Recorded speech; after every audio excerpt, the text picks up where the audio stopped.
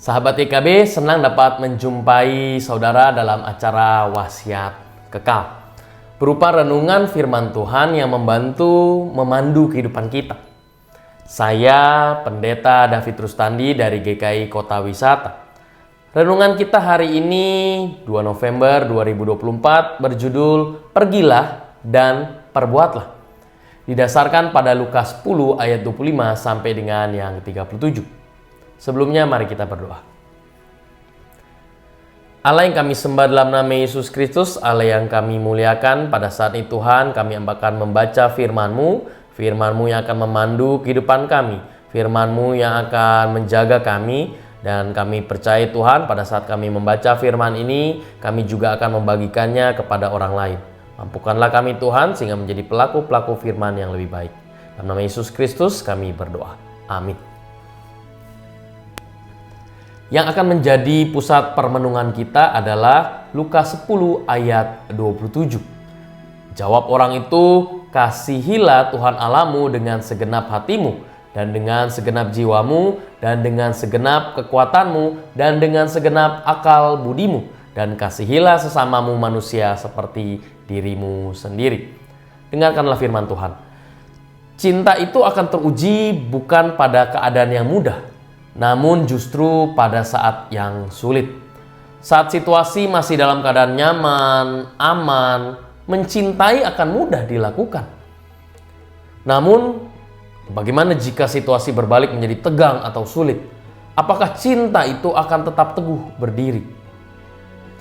Yesus dengan tegas memberikan pengajaran mengenai cinta kasih kepada Tuhan dan sesama. Kita begitu mudah mengingat hukum kasih itu. Namun, pertanyaannya, apakah hukum kasih itu sungguh teruji dalam kehidupan kita?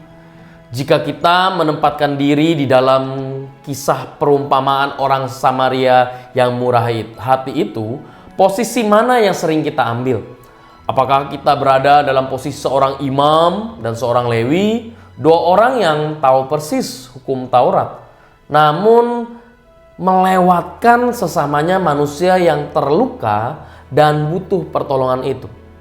Atau kita berada dalam posisi orang Samaria yang mau menolong? Sayangnya kebanyakan orang lebih sering memikirkan alasan apa yang nyaman untuk mengasihi orang lain. Akhirnya kasih itu menjadi semakin bersyarat.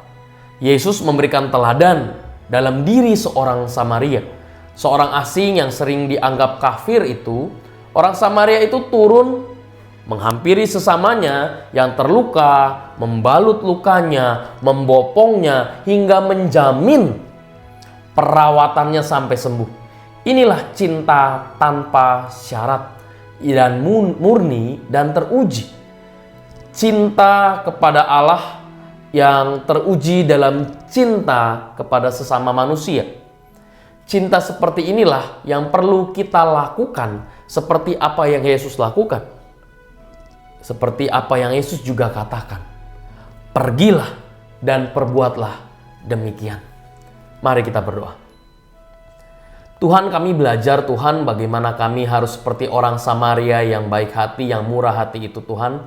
Bagaimana kami belajar Tuhan untuk bisa mengasihi sama kami tanpa pamrih. Mampukanlah kami Tuhan sehingga kami bisa menjadi pelaku-pelaku firman yang lebih baik lagi.